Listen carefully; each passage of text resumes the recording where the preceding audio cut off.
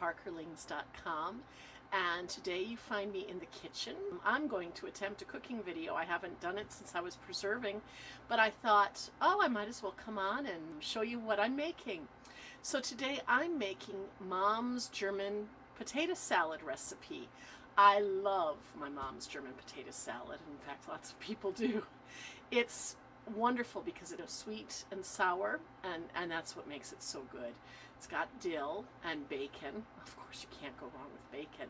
It's not a cream-based potato salad. It's made with vinegar and sugar and a roux that gets made up with water and flour. So come along and see how I make this German potato salad recipe. To begin, you're going to need to fry off bacon. Now, in the States, we've got streaky bacon like this. In the UK, I used to use back bacon, and it was fine, but I usually didn't get as much oil with the back bacon, so I would add a tablespoon of oil to go with it, which isn't called for in the recipe, but just know that that's how I used to do it. I just used to use a little bit of oil. You then need a half a cup of onions and a celery stick. I'm going to be using freeze-dried celery today because I don't have any fresh celery.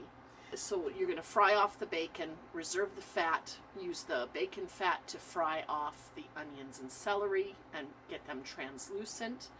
You'll then add flour and make a roux with the oil that remains in the pan.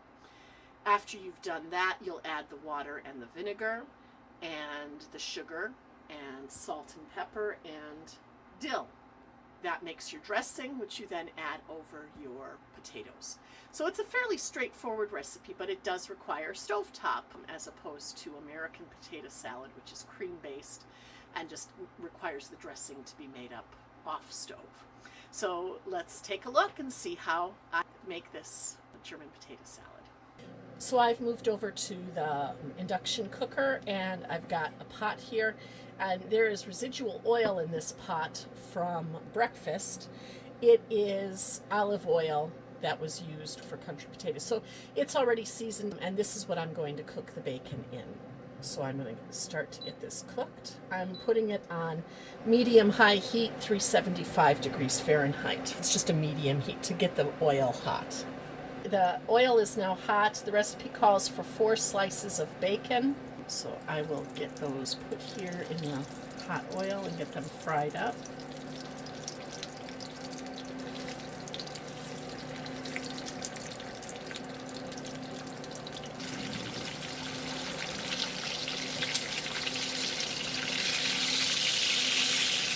I'm going to turn my heat down at this stage to 275, which is medium.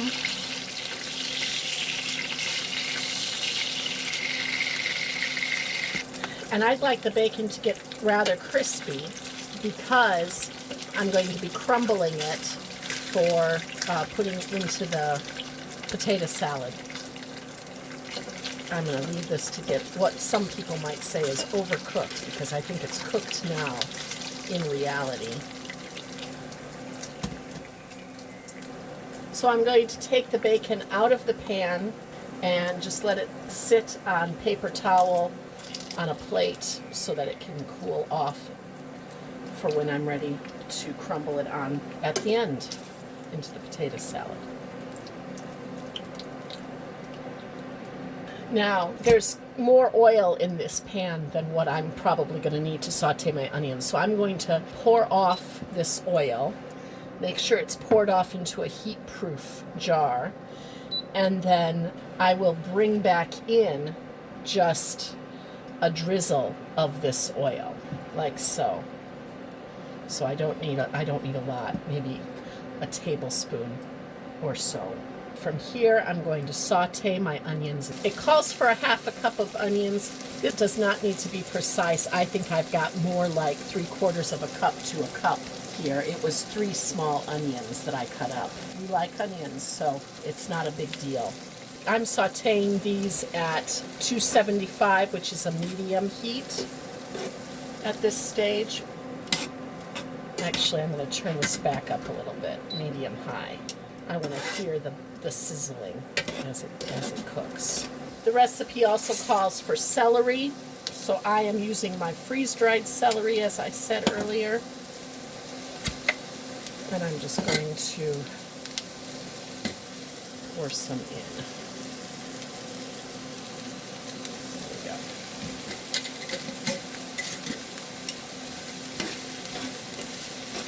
I'm going to pour in a little bit more of the oil, of the bacon oil,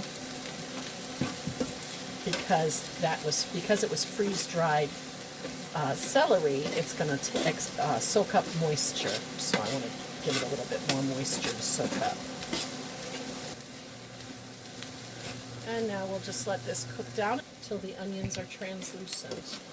In case you're wondering, in this large stock pot, I'm currently boiling water. I'm going to be putting in a whole chicken, a frozen chicken, cooking that off so that I can get that freeze-dried. Oh, I wish you could smell this. It smells delicious.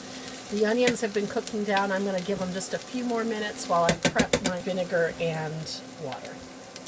All right, so my onions have been cooking for a few minutes. I'm now going to pour in the flour, and I'm going to move to my wire whisk, and I'm going to get this flour incorporated in with the onions and celery.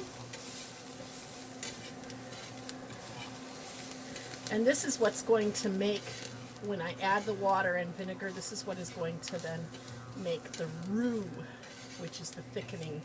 The flour thickens the sauce. And I'm just putting it in, mixing it in with the onions so that it absorbs whatever oil is left. And now I'm going to add the half a cup of vinegar and half a cup of water. I'm going to reduce my heat to 275. It was on 375. And I'm just going to mix this with the wire whisk. You can see right now that it is quite a cloudy mixture. I'm going to continue to whisk this until it becomes translucent.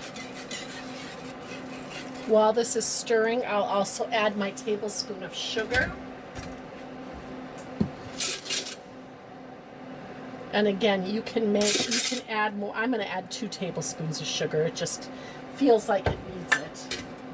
I like a little bit sweeter potato salad.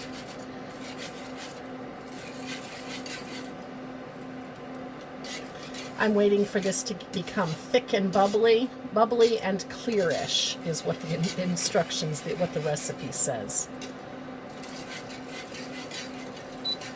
I'm going to turn up my heat a little bit. Well, it's starting to bubble, and hopefully it will get a little bit more clear. And when I say clear, it's clear-ish was my mother's instruction to me.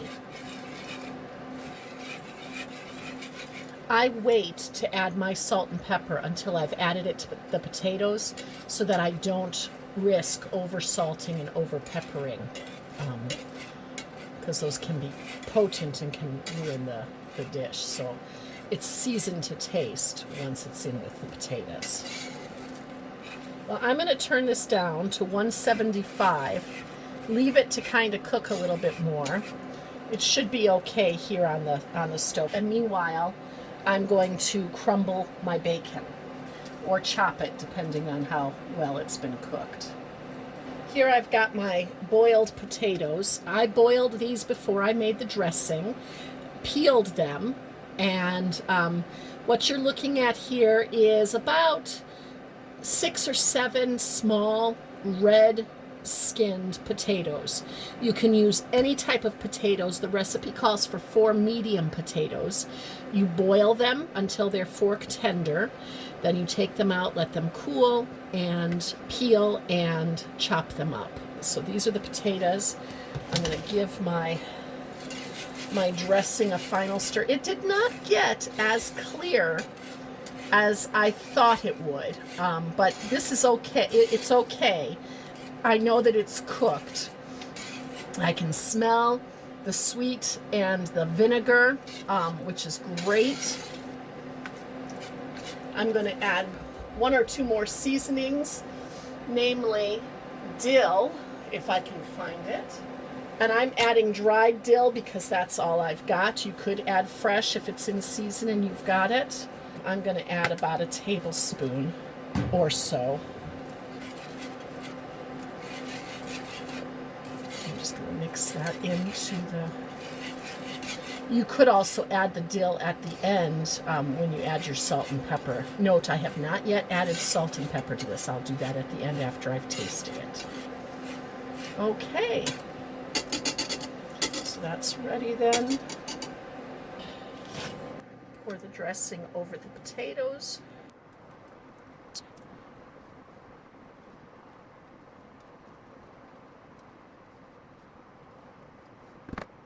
At home, when I see programs of videos and things, people don't clean out their bowls real well. How are you about that? That always kind of aggravates me. So you'll see that I take the time to clean out my bowl properly because I don't want to waste any of the dressing that I've made. What about you? How do you feel about that kind of thing?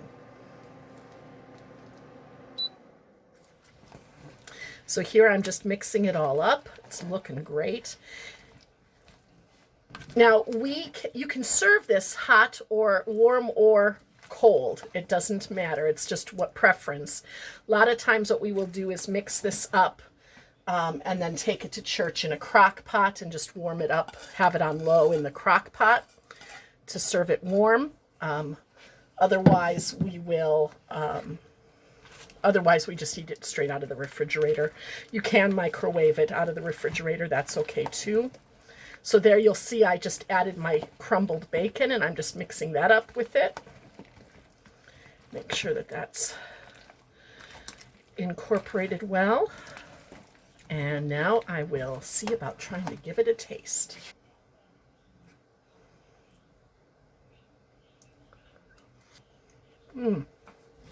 Pretty good. I'm just going to add maybe 1/8 of a teaspoon or so of salt. I'm also going to add pepper. And again, this is to taste, so more or less. I'm just doing a shake, not more than 1/8 of a teaspoon, I wouldn't have thought.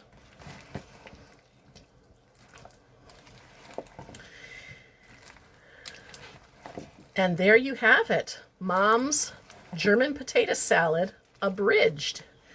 I say abridged only because that just was what she said to me when she gave me the recipe over the phone when I was in England many years ago. Mom, of course, has now passed, so I think of her when I make it. And I read the recipe with fondness. I hope that you've enjoyed watching the video today. Thanks for coming along with me while I made this German potato salad. I hope that you will try it, and if you do, please let me know in the comments what you think of it and any changes or amendments that you made to it. I'm Sandy Parker from parkerlings.com. If you want to see this recipe, you can find it at parkerlings.com/moms-potato-salad. By all means, download the free printable and make it yourself the next time you need a potato salad recipe. Thanks so much for watching. God bless. Bye.